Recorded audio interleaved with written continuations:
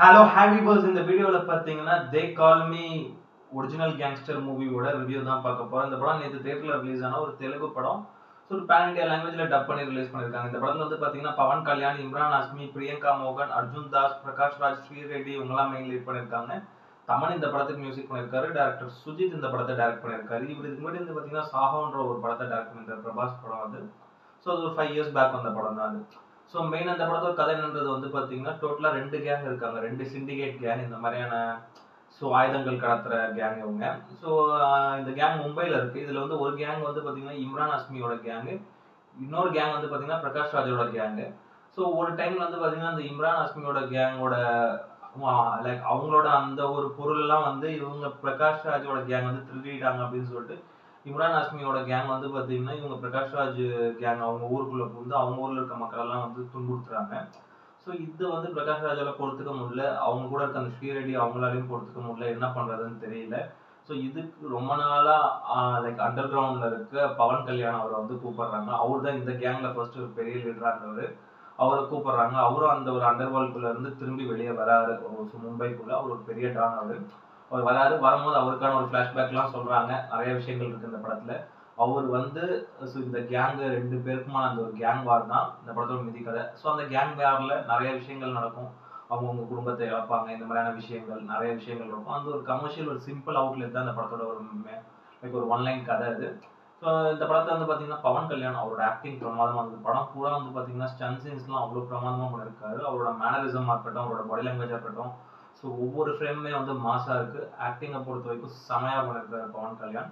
Like அவர் இது வந்து பார்த்தீங்கன்னா இப்போ எப்படி சேமாக தான் எப்படி இந்த படம்லாம் நடிச்சா எப்படி டைம் இருந்ததுன்னு தெரியல. பட் ஆனால் மேபி அதுக்கு முன்னாடியே கூட இந்த படத்தை நடிச்சு வச்சிருக்கலாம்னு நினைக்கிறேன்.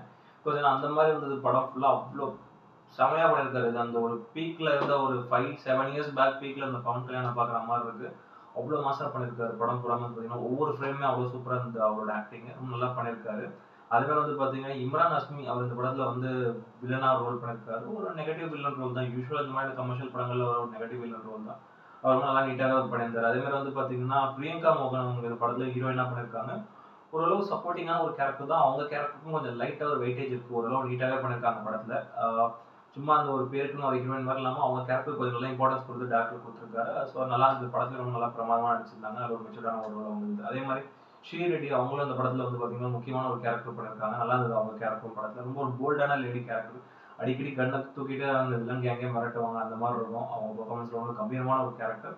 ரொம்ப நல்லா நீட்டாகவே பண்ணியிருந்தாங்க ஸ்ரீரெட்டி. அதே மாதிரி பிரகாஷ் ராஜ் அவருக்கும் இந்த படத்தில் வந்து பார்த்தீங்கன்னா ஒரு முக்கியமான ஒரு கேரக்டர் தான். ரொம்ப நல்லா பண்ணியிருந்தாரு. ஒரு குணச்சித்திர கதாபாத்திரம் தான் பிரகாஷ் ராஜ். அது நல்லா நீட்டாகவே கொடுத்துருந்தாரு. அர்ஜுன் ரெட்டி அவருக்கும் இந்த படத்தில் வந்து ஒரு முக்கியமான ஒரு கேரக்டர் படத்தில்.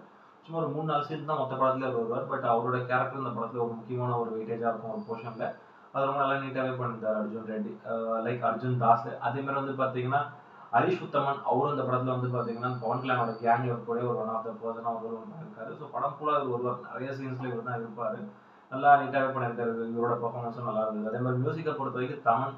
ஸோ தமன் சொல்லவே தேவையில்ல. இது வந்து பவன் கல்யாண், பாலையா இவங்கெல்லாம் வந்துட்டு தமன் வந்து வேற மோடுக்கு போயிட்டு பீஸ்ட் மோட்ல மியூசிக் போடுவார். அந்த மாதிரி தான் இந்த படத்துல வந்து பார்த்தீங்கன்னா படத்துல சாங்ஸ் அந்த அளவுக்கு பெருசா எனக்கு எதுவும் பெருசாக இம்ப்ரெசிவாக படல. பட் பேக்ரவுண்ட் ஸ்கோர் பிரிச்சு மேய்ஞ்சிட்டாரு. படம் பூராமே வந்து பார்த்தீங்கன்னா பேக்ரவுண்ட் ஸ்கோர் வேற லெவலில் பூஸ்பம் தர மாதிரி இருக்கும். ஒரு நல்ல ஒரு சவுண்ட் எஃபெக்ட் இருக்க தேட்டரில் பார்த்தீங்கன்னா ஃபீல் பண்ணுவீங்க. Background work, sound design work இது எல்லாமே வந்து அவ்வளோ பிரமாதமாக இருக்குது. ஒரு நல்ல சவுண்ட் எஃபெக்ட் கூட நல்ல ஸ்பீக்கர்ஸ் கூட தேட்டரில் பார்த்தீங்கன்னா உங்களுக்கு அவரோட அந்த ஒரு இது மேஜிக் தெரியும் அந்த படத்தில். அவ்வளோ பிரமாதமாக பண்ணியிருக்காரு. தமிழோட மியூசிக் நல்லா மாசாவே இருந்தது.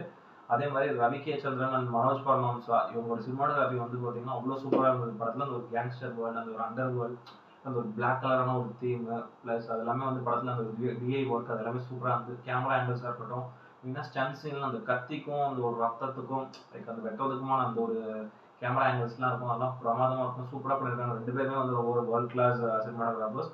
ஸோ நல்லா இந்த படத்தை சூப்பராக இருந்தாங்க ஒரு சினிமாட்டோகிராஃபர். அது மாதிரி நவீன் மூலியோட எடிட்டிங் பார்த்தீங்கன்னா படத்துக்கு வந்து நல்ல ஒரு பெரிய ப்ளஸ். அது ஒவ்வொரு கட்ஸுமே நல்லா இருந்தது. ஸோ படமே ஃபுல்லாக ஆக்ஷன் தான். ரத்தம் தெறிக்க தெறிக்க இருக்கும். அந்த ஒவ்வொரு சீன்ஸும் அவ்வளோ நீட்டாக வந்து கட் பண்ணியிருந்தாரு. ப்ளஸ் இதுவும் ஒரு மாதிரி நான் லீனியராக தான் படத்தோட கதை ஸ்க்ரீன் பிளே போயிட்டு வரும். ஸ்டார்டிங்கில் அதுவும் ஆடியன்ஸ்க்கு புரியுற மாதிரி நல்லா எங்கேஜிங்காகவே வச்சிருந்தாரு. ஸோ படம் ஒரு 2 மாதத்துல நீட் அண்ட் கிறிஸ்பாக வந்து எடிட் பண்ணியிருந்தாரு. மெயினாக டேரக்டர் சுஜித் இவர் வந்து பார்த்தீங்கன்னா ஆல்ரெடி சாஹோன்னு ஒரு படம் பண்ணியிருந்தாரு. பிரபாஸ் வச்சு அந்த படம் பெருசாக போல நிறைய ஒரு நெகட்டிவ் கமெண்ட்ஸ் இருந்தது.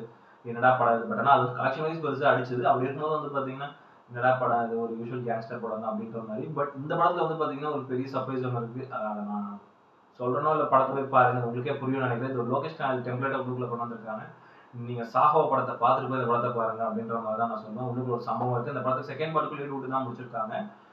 ஸோ மெயினா நம்ம வந்து பார்த்தீங்கன்னா, இந்த படத்தோட ஒரு நெகட்டிவ பார்த்துட்டு அப்புறம் பாசிட்டிவ் போலாம். ஏன்னா வந்து பாசிட்டிவ் சொல்றதுக்கு அவ்வளோ இருக்கு இந்த படத்துல. பட் ஆனா அது நெகட்டிவ் வந்து ஒரு சின்ன விஷயம் தான். அதுவும் சொல்லிடுறேன்.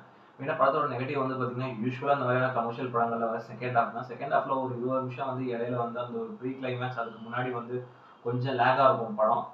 ஒரு ஒரு 20 நிமிஷம் ஒரு சில சீன்ஸ்லாம். அத தவிர வந்து பார்த்தீங்கன்னா, படம் ஃபர்ஸ்ட் ஹாஃப்லாம் விறுவிறுன்னு போகும். அந்த கதைக்குள்ளேயே அவ்வளோ இம்பார்ட்டன்ஸா போகும். ஃபர்ஸ்ட் ஹாஃப் வந்து ரொம்ப ரேசியான ஒரு நல்ல ஒரு இன்ட்ரஸ்டிங்கான ஒரு ஸ்கிரிப்ட் தான் கொண்டு போயிருக்காரு. அந்த ஒரு கேங்ஸ்டர் வேர்ல்டுக்குள்ள இருக்கக்கூடிய விஷயங்கள் டேரக்டர். செகண்ட் ஹாஃப்ல இந்த ஒரு சின்ன லேக்கான விஷயம் தான் மைனஸ் ஆகுது. பட் அந்த ப்ரீ கிளைமேக்ஸ் எல்லாம் ரொம்ப சூப்பரா போய் முடிச்சிருந்தா நல்ல ஒரு ட்விஸ்ட் அண்ட் டர்ன்ஸோட அந்த ஒரு அர்ஜுன் தாஸ் கேரக்டருக்கு ஒரு ட்விஸ்ட் ஒன்று இருக்கு. அதெல்லாம் வந்து ரொம்ப நல்லா சூப்பரா இருந்தது படத்துல. மெயினா வந்து பார்த்தீங்கன்னா, இந்த படத்தோட கான்செப்ட்டே வந்து ரொம்ப சிம்பிளான ஒரு கான்செப்ட் எடுத்துட்டு மெயினா ரைட்டிங்ல சூப்பரா பண்ணியிருக்காரு. அதான் அதோட பெரிய பிளஸ். ஒரு யூசுவல் கமர்ஷியல் மசாலா படம் தான் அது. பட் அது வந்து முடிஞ்ச அளவுக்கு ஆடியன்ஸை எவ்வளோ என்கேஜ் பண்ண முடியுமோ அந்த அளவுக்கு நல்லா இன்ட்ரெஸ்டா நிறைய பில்டப் இருக்கும் அந்த படத்துல. நீங்க வந்து பார்த்தீங்கன்னா, கேஜிஎஃப், புஷ்பா இந்த மாதிரி படங்கள்லாம் பார்த்தீங்கன்னா ஃபீல் பண்ணலாம் அந்த படத்துலயும். அந்த ஒரு ஹீரோக்கு அந்த அளவுக்கான ஒரு பில்டப் இருக்கும் அந்த படத்துல. அதே மாதிரி ஃப்ரேம் பை ஃப்ரேம் ஒவ்வொரு சீனுமே அவ்வளோ சூப்பரா பண்ணியிருக்காரு. மெயினா படம் பூராமே ஆல்மோஸ்ட் ஒரு 70% வந்து ரத்தம் தெறிக்க தெறிக்க ஸ்டன் சீன்ஸ் தான். அது வந்து அந்த அளவுக்கு சூப்பரா வந்து டைரக்ட் பண்ணியிருக்காரு இவருன்னு சொல்லுவேன் நானு, சுஜித். அதே மாதிரி வந்து அந்த ஒரு கனெக்ட் பண்ண விஷயம், அந்த ஒரு சாஹோ படத்துல ஒரு சீன் இந்த படத்தோட கனெக்ட் பண்ண விஷயம் அதெல்லாம் சூப்பரா இருந்தது.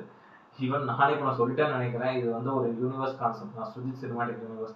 இப்போ நம்ம லோகேஷ் கனகராஜை பார்த்து எல்லாரும் அந்த ஒரு சினிமாட்டிக் யூனிவர்ஸ் கொண்டு வந்துட்டாங்க. இது அந்த மாதிரியான ஒரு கான்செப்ட் தான். ரொம்ப நல்லா நீட்டா பண்ணியிருந்தார். படம் வந்து அந்த ஒரு 2 1/2 மணி நேரம் போற அளவுக்கு எனக்கு ஒரு ஃபீலே ஆகல. ரொம்ப டல் அடிக்குது அப்படின்ற நானும் ஃபர்ஸ்ட் டைம் தான் நினைச்சேன். ஒரு தெலுங்கு படம் நார்மல் கமர்ஷியலா இருக்கும். ரொம்ப போர் அடிக்கும். நிறைய கமர்ஷியல் சீன்ஸ்லாம் உள்ள போட்டுருப்பாங்க. பட் இதுல நான் பார்த்த வரைக்கும் அந்த ஒரு செகண்ட் ஹாஃப்ல அந்த ஒரு சின்னதா அந்த ஒரு 20 மினிட்ஸ் லேக்கா சீனை தவிர மத்தபடி தேவையில்லாத சீன்ஸ் எதுவுமே இந்த படத்துக்குள்ள போல. எல்லாமே கதைக்கு என்ன தேவையோ அதை போட்டு கரெக்டா கொண்டு போயிருந்தார். தேவையில்லாத கமர்ஷியல் எலிமெண்ட்ஸ், தேவையில்லாத ஐட்டம் சாங் அதெல்லாம் இந்த படத்துல யூஸ் பண்ணல. அதுதான் இந்த படத்துக்கு ஒரு பாசிட்டிவான விஷயமா நான் பார்த்தது. ஒரு நல்ல இந்த படம் ஓரளவு நம்ம எங்கேஜ் பண்ணதுக்கான ஒரு விஷயமா பார்த்தது. கண்டிப்பா ஒரு நல்ல சவுண்ட் எஃபெக்ட் கூட நல்ல ஒரு டால்பி அட்மாஸ் ஒரு 4K ஸ்கிரீன்ல இந்த படத்தை நீங்க பாத்தீங்கன்னா ஒரு சூப்பரா ஃபீல் பண்ணுவீங்க. நல்லா இந்த மாதிரியான ஒரு கேங்ஸ்டர் ஃபிலிம், ஆக்ஷன் ஃபிலிம் பார்க்குற ஆடியன்ஸ்க்கு இந்த படம் ரொம்ப பிடிக்கும். இது வந்து ஒரு ஏ சர்டிஃபைட் படம் தான். ஸோ படத்துக்குள்ள அவ்வளோ ரத்தம் தெறிக்க தெறிக்க வயலண்டிங்கான ஒரு சீன்ஸ் தான் இருக்கு. அதனால சின்ன பசங்களாம் கூப்பிட்டு போவாதீங்க. இந்த படம் தமிழ் டப்பிங்லேயும் இங்க நம்ம தேட்டரில் ரிலீஸ் ஆயிருக்கு. கண்டிப்பா அந்த படத்துக்கு தேட்டரில் போய் பாருங்க. ஒரு நல்ல ஒரு நீட்டான ஒரு வாட்ச், நல்ல ஒரு ஆக்ஷன் படம். என்னன்னா ஆக்ஷன் படம் பார்க்குற ஆடியன்ஸ்க்கு அந்த படம் பிடிக்கும். ஸோ ஃபேமிலி ஆடியன்ஸ்லாம் அந்த படம் செட் ஆகுமான்றது எனக்கு தெரியல. பட் ஆனால் நல்ல ஒரு பெரிய கலெக்ஷன் அடிக்கும் அந்த படம். ஏன்னா பவன் கல்யாணுக்கு அவ்வளோ ஃபேன்ஸ் இருக்காங்க. ஸோ இந்த படம் ஒரு பெரிய கலெக்ஷன் அடிக்கும். ஒரு நல்ல ஒரு நீட்டான ஒரு மூவி தான். இந்த படத்துல நான் ரேட்டிங் வந்து பார்த்தீங்கன்னா 10க்கு வந்து ஒரு 7 கொடுப்பேன். அந்த அளவுக்கு ஒரு ஒர்த்தான ஒரு டீசென்ட் தியேட்டர் வாட்ச் மெட்டீரியல் இந்த படம். ஸோ பாருங்க, என்ஜாய் பண்ணுங்க. இந்த வீடியோ பிடிச்சிருந்ததுன்னா லைக் பண்ணுங்க, கமெண்ட் பண்ணுங்க, ஷேர் பண்ணுங்க, இந்த சேனலை சப்ஸ்கிரைப் பண்ணுங்க. வீடியோட லிங்க் உங்க ஃப்ரெண்ட்ஸ் எல்லாருக்கும் ஷேர் பண்ணுங்க. வேற ஒரு நல்ல வீடியோல மீட் பண்ணலாம். ஓகே ஃப்ரெண்ட்ஸ், தேங்க்யூ, பாய்.